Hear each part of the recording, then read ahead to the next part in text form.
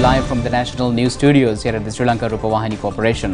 We are ready to bring you the top stories here at home and around the world. I am Charita Minipurarachi. And I'm Shram Mascrinius. First, it's a look at the day's headlines. A gigantic program for the development in Kandy. 3 died and 25 injured in a road accident at Norton Bridge. The petition whether to hold the election will be considered on the 23rd of this month. Police disturbed the SJB protest organised disregarding the court order. A stock of illegally imported vehicle parts destroyed. Joe Biden visits Ukraine. Sri Lankan women team was not qualified for the semi-finals of ICC T20 Women's World Cup. On to those and other stories in detail now, and starting off with the top local story. Cabinet of Ministers nods to President Ranil Wickremesinghe proposed development project for the historic Senkatagala city. Accordingly, the government intends to take measures to accelerate the Central Expressway project that will connect the Kandy with Katugastota. A special committee expected to be established consisting of Urban Development Authority, the Kandy District Development Committee, parliamentarians and ministers representing the district and experts in the field of city planning. This committee will prepare a comprehensive development plan for the Katugastota, Kandy and Kundasale areas with a particular focus on improving infrastructure, amenities and services. The committee will meet every 2 months to review progress and make necessary adjustments to ensure that the project remains on track. The cabinet meeting where the proposal was approved was held at the President's official residence in Kandy following the Janaraja Perahara which paraded through the streets of Kandy on the previous night. President Ranil Wickremesinghe instructed the officials to speed up the Minipay Left Bank Canal rehabilitation project, which has been delayed for over 3 years owing to various reasons, and to provide its benefits to the farmers before the next Maha season. The President extended these instructions yesterday while joining an observation tour at the Minipay Anicut construction site. President Wickremesinghe, after inspecting the plan of the project, also inquired from the engineers on the operation of the project. In response to the President, Site Manager Kasungunawardana made an introduction on the project. The President also pointed out the possibility of obtaining the support of undergraduates of engineering faculties in Sri Lanka for the future work of the project. The existing Anicut is not sufficient to release water to left and right bank canals when water is released twice a day from the Rantabe hydropower plant during peak demand for electricity. Due to this, in order to provide more reliable and continuous water supply to Minipay agricultural lands, the Minipay Dam was raised by 3.5 meters and the renovation of the 74 kilometers long main canal on the left bank of the Minipay was commenced. After the reconstruction of the Minipay Anicut, constant water supply to farmers will be ensured and the cultivation land on both sides of the left bank of the Minipay could be cultivated without obstruction in the Yala Maha seasons while providing benefits to 15,000 farmer families. The cost of the project is 3,000 million rupees and the construction work is carried out by the China Gexhoba Group Company Limited. Minipay Anicut, which was built in 1948, was last renovated in 1980. The speciality is the renovation work, which is happening again after a lapse of 40 years. Senior advisor to the President of the National Security and Chief of Staff of the President, Sagala Ratnayaka, and other officials attended this event. 3 persons were dead after a road accident occurred at the Norton Bridge, Deyagala Road last night. Hospital sources say that 25 persons were hospitalized and out of them the condition of several persons are critical. A bus carrying a group of pilgrims who were returning from Sri Pade met with the accident when allowing another vehicle to cross the road. Then the bus has fallen into about 150 feet precipitate. 2 female and a 33-year-old youth have died in the incident. The victims are a group of employees from a private firm in Ratmalana area. The critically injured are now receiving treatment at Peradeniya and Kandy General Hospitals.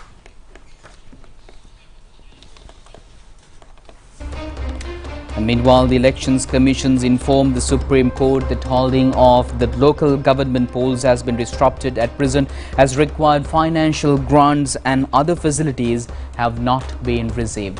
Presenting a motion, the Elections Commission informed the Supreme Court regarding this matter.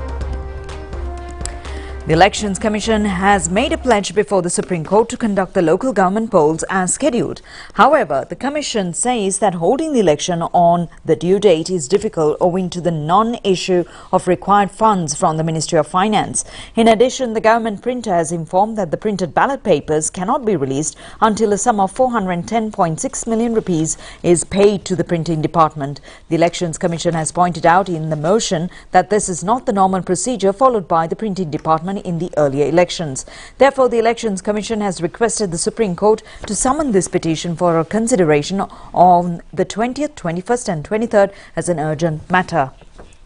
The petition filed before the Supreme Court requesting an order to postpone the local government polls will be considered on the 23rd of this month as scheduled earlier. This decision was taken by the Supreme Court when a motion presented by the retired Army Colonel W.M.R. Vijayasundara was considered today. The lawyer appeared for the petitioner Vijayasundara pointed out that as there is a credible information that the postal voting will not be held before the 23rd of this month, the relevant petition can be considered on due date. The Supreme Court considered the facts presented by the petitioner's lawyer and decided to summon the petition for consideration on the 23rd of this month earlier as scheduled. There is only a period of less than 3 weeks to hold the local government polls. Several political rallies and meetings organized by some political parties were held yesterday as well. A meeting was held at the Ratnapura Town Hall yesterday to enlighten the candidates who contest the Ratnapura district from the UNP.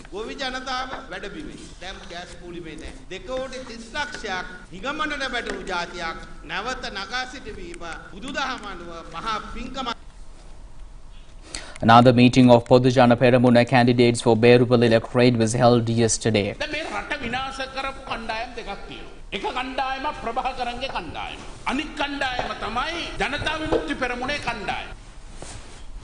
A public rally organized by the New Lanka party was held in Dehiwala yesterday under the patronage of former President Chandrika Bandaranaike Kumaratunga.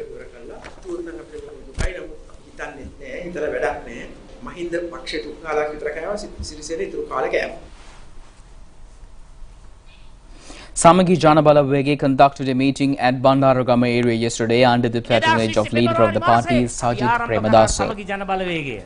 අපේ පක්ෂයට වයස අවුරුදු 3යි මේ අපේ මංගල පළාත් පාලන මැතිවරණය. Another rally organized by the National People's Power was held in Jail area under the patronage of Anura Kumar Disanaika.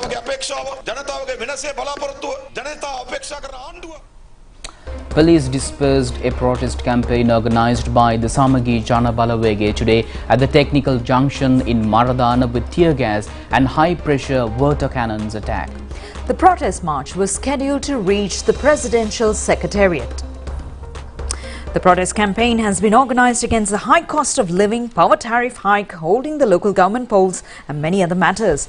Colombo Fort Magistrate Courts have issued a restraining order against the protest on a request made by the Fort Police Station. Accordingly, the protesters were ordered not to enter the premises of the Presidential Secretariat, President's House, Ministry of Finance, Golface Green and several roads in and around Colombo Fort between 2 p.m. to 7 p.m. today.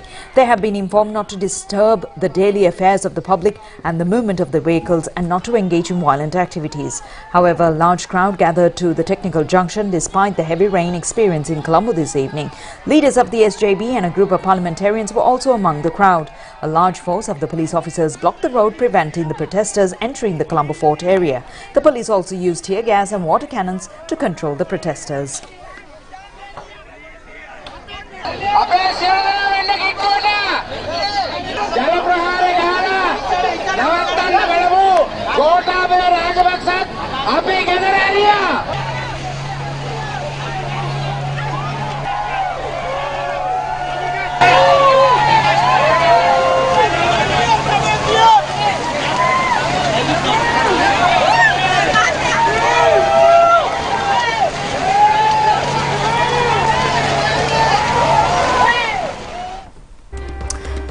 President Ranil Wickremesinghe says that the Pali and Buddhist University will be converted to an international center of Buddhist studies. The President made these remarks during a discussion held between the Sangha committee members of the Malvatu and Asgiri chapters and the President and the President Secretary in Kandy yesterday.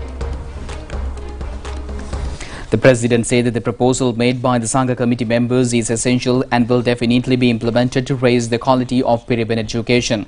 During the discussion, the President also accepted the invitation by the Mahanayakatheras of the Balvatu and Askira chapters to hold the 2023 Vesak festival under the government sponsorship in a way that would bring about Buddhist revival in the country. The President also mentioned that all possible solutions would be provided for the issue of the Buddhist monks and the temples, which were discussed at length during this meeting. The President emphasized his commitment to creating economic stability in the country within the next year and a half. He stated that he will build an economy in the country that can provide relief to the people before the end of this year. The Sangha committee members of the Malvatu and Askiri chapters, ministers and other officials attended the discussion. State Minister of Finance Ranjit Siyambalapitiya says that the government has obtained credit facilities this year only by reissue of mature treasury bills.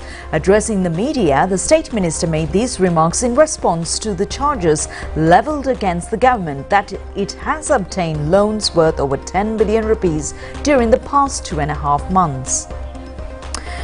State Minister of Finance Ranjit Siyambalapitiya said that the expenses in January is 100% higher than the income earned in January. The government has to roll over the mature treasury bills in order to pay back the previous loans. With the implementation of new tariffs, we are in a struggle to increase the national income from 8% to 20% since February.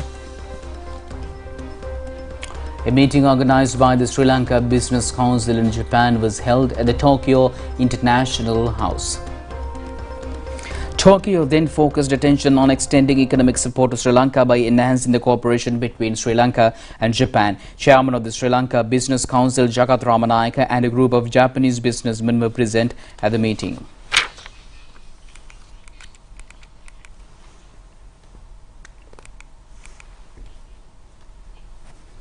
And meanwhile, a stock of separated parts of vehicles imported illegally was demolished today at the custom yards in Orogodavatta. These parts of vehicles have been imported hiding among a stock of vehicle spare parts without proper permission of the Customs Department. The stock of separated vehicle parts was confiscated by the Customs Revenue Monitoring Squad. A committee appointed by the Customs Department recommended these parts to be demolished and the parts that are usable to be auctioned. Director of Customs DBN Samarathunga said that these separated parts of vehicles are not suitable to be auctioned in a bidding process. Some unscrupulous businessmen may join these parts and assemble unroadworthy vehicles, which may pose a severe threat to the pedestrian and the public. One may ask why such valuable vehicle parts were destroyed. We took this decision only considering the public security and safety. The usable parts, including engines and other valuable parts, were removed and they will be auctioned by a tender procedure in the future. The horse breeding centre in Pallakele says that if they receive state patronage, the centre will be able to supply the demand of horses in the country locally. Head of the centre, Palatha Samarakon, says that it will lead to save a huge sum of foreign exchange currently paid for importing horses. It is believed that the horses had been brought to Sri Lanka by Dutch rulers in 1658. Ruins of a stable constructed to keep those horses are still visible in the Delf Island located westward of the Jaffna Peninsula. A variety of horses are still roaming around the Delf Island. These animals are identified as wild ponies. However, high-quality horses are to be imported to Sri Lanka. A huge sum of money is needed to maintain the imported horses. The veterinary department of the Peradeniya University breeding high-quality horses in Sri Lanka will be the remedy for this problem. Horses are being bred at a premises belong to the camp of Ralphi Cove in Pallekele since several decades. In 1989, the project has offered 8 horses to the Sri Lanka Police and 13 to the Sri Lanka Army. Officials of the Raipur Coup extended a significant support to the activities in Pallekele Horse Breeding Centre. By breeding quality horses in Sri Lanka, the country will be able to save a large sum of foreign exchange and to generate a number of direct and indirect employment opportunities.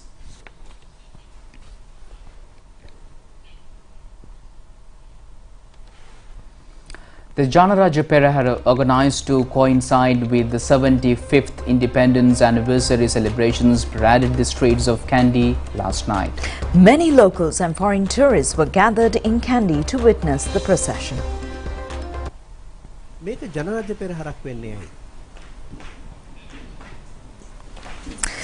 Sri Dalada Maligava organized the Janaraja Perahara to coincide with the 75th Independence Anniversary celebrations following a request made by the President Ranil Wickremesinghe. The emblem of the Republic was carried by the Kandula Tusker of the Kelaniya Rajabha Viharya. The Janaraja Perahara was organized after 34 years. The procession commenced at the Magul Madua premises and followed a route that included the Dalada Vidya, Yatinuvara Vidya, Kanda Vidya, Raja Vidya and ended at the temple. The procession included cultural performances such as dancing troops and elephants, which added glitz and color to the event. A large crowd had gathered to watch the Janaraja Perahara procession.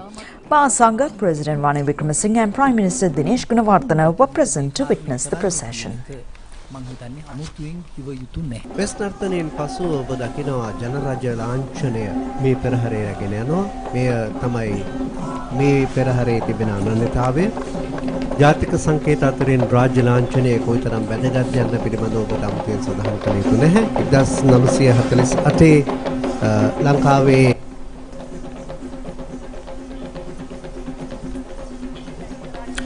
Reaping the paddy harvest of the Maha season in many areas has started at present.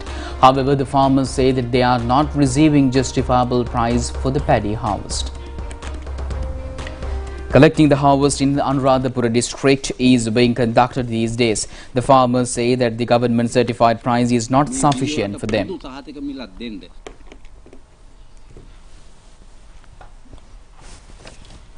Purchase of paddy at the government's recommended price was initiated in Vavuniya today. This has been conducted under the program to provide rice for low-income families. District Secretary of Vavuniya, P.S. Sarat Chandra, says that a sum of 100 million rupees has been allocated for this purpose. Accordingly, paddy less than 14% moisture will be purchased at 100 rupees a kilo. If the moisture level is between 14 to 22%, only 88 rupees will be paid per kilo. Meanwhile, some vegetable farmers in Valimada, Udupadre area says that they have faced difficulties due to the substandard variety of fertilizer distributed among them. These farmers had brought the low-quality fertilizer from a trade stall in Kapatipola town. The farmers said that they are later got to know that the fertilizer is not up to the required nutritious level. And meanwhile, peoples are staggering and many protest campaigns against the electricity tariff hike. They say that they cannot bear up the increased charges of electricity. A number of civil organizations and a group of goal-faced protesters held a walk and a traditional devil dancing yesterday. The protest was named as Chasing Out of Electricity Evil. The protest was held in front of the Ministry of Power and Energy at Flower Road in Colombo. The Vilapiti Electricity Consumers Association and the resident of the area held a protest at Disagevatta Junction, lighting torches. A music group in Haddon area staged a protest during their rehearsals last night against the increased electricity bill this manner. Alla area in the Badula district is a highly attractive area for local and foreign tourists. However, many visitors express their displeasure for improper disposal of garbage in many areas in the Alla town.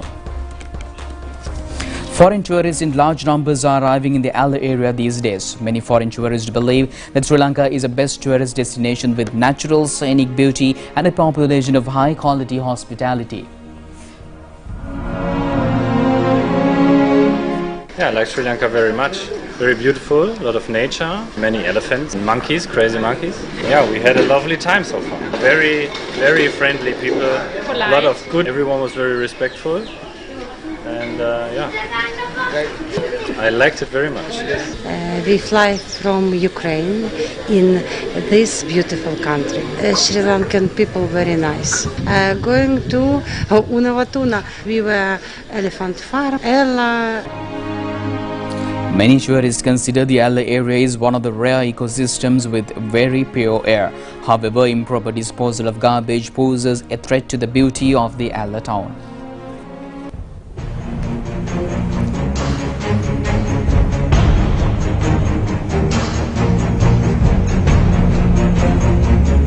Yeah, it would be great if all the garbage would be removed, and also if people get used to not put their garbage in the nature, to educate people not to do that, and tourists. That's true. It's a real pity because the landscape is so beautiful, and then you get the garbage around here. That's not nice. That's really not nice. No. The special Valampuri lottery scheduled to draw in March was introduced to the market today at the head office of the Development Lotteries Board. A function was held in this connection under the patronage of the chairman of the Development Lotteries Board, Ajit Naragala. Stocks of Valampuri special lottery tickets were distributed among the sales agents island-wide today. The chairman also distributed the relevant cheques to the winners of 2 million and 1 million cash prizes of the earlier draw.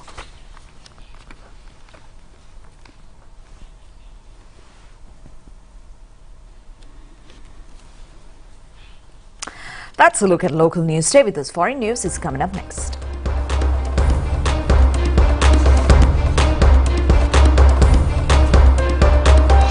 Happy Valentine's Day! Prima Kottumi share the hot and spicy love every day.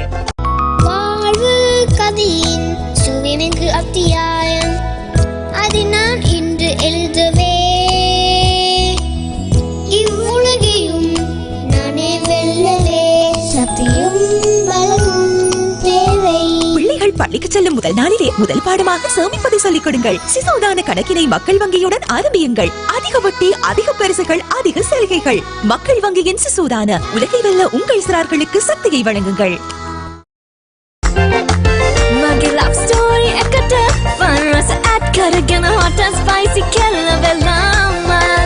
Happy Valentine's Day! Prima Kottumi share the hot and spicy love every day. Prima Kottumi, fun tamai.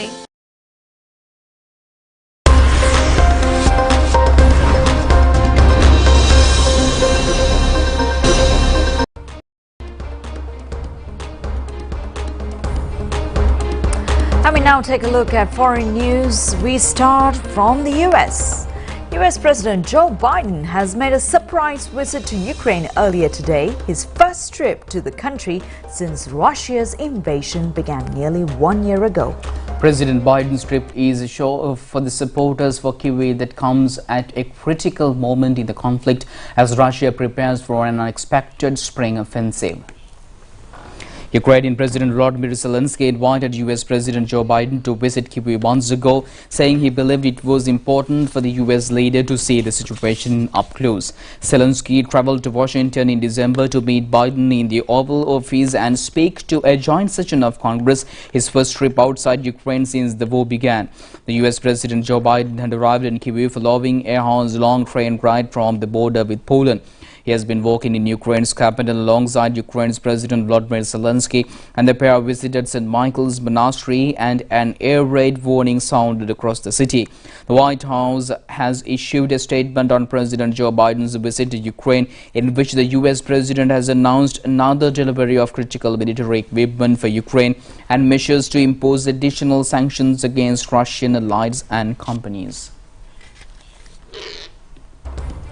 North Korea launched 2 more ballistic missiles off its east coast today.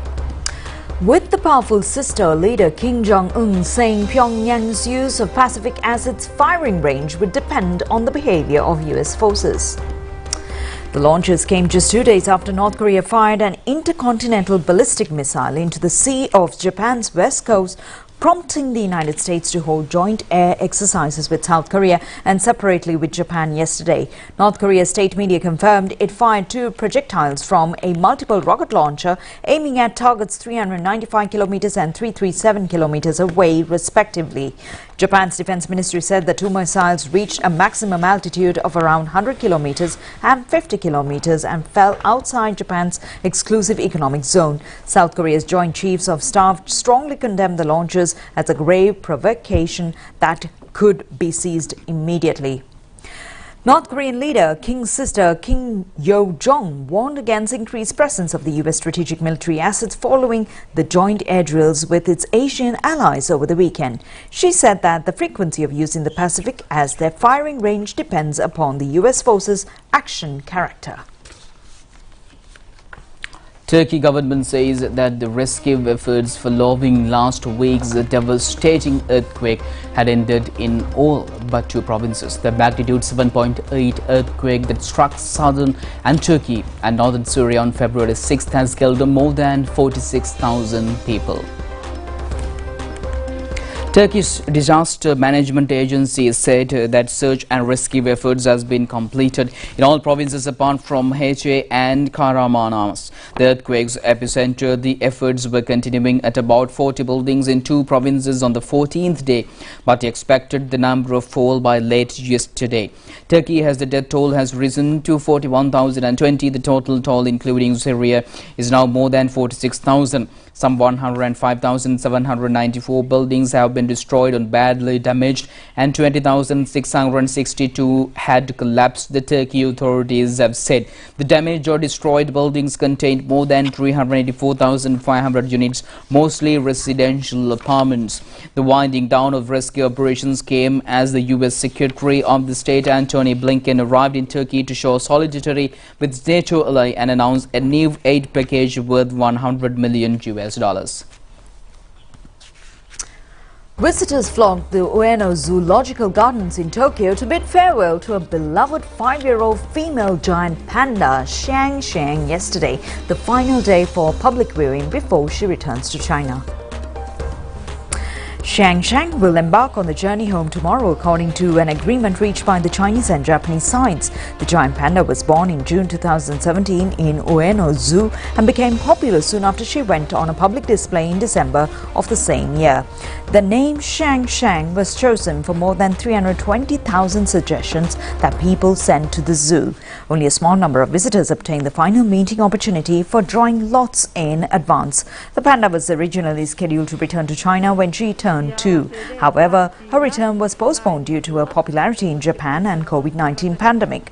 Xiang Xiang's parents and their twin cubs, Xiao Xiao and Lei Lei, will continue to stay at the Ueno Zoo. Happy Valentine's Day! Prima cook to me share the hot and spicy love every day.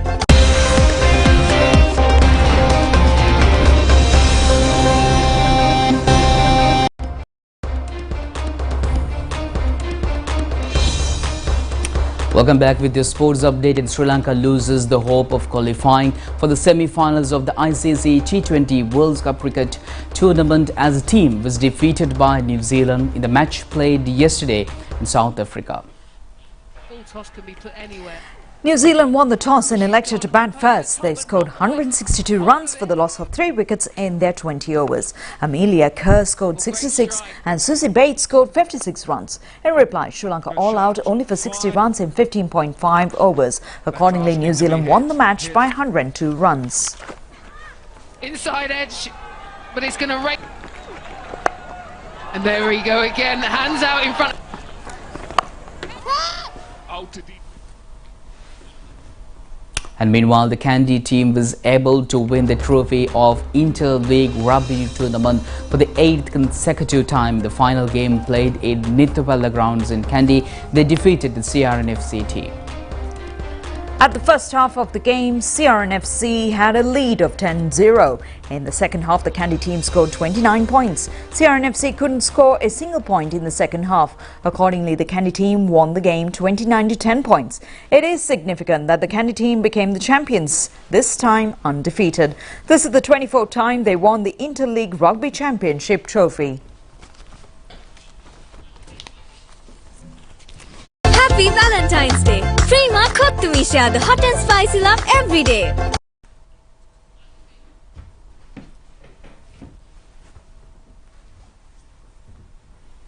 And with that, we conclude tonight's news. Do it just tomorrow at the very same time. I'm Charita, signing off with Sharon. Stay safe. Good night.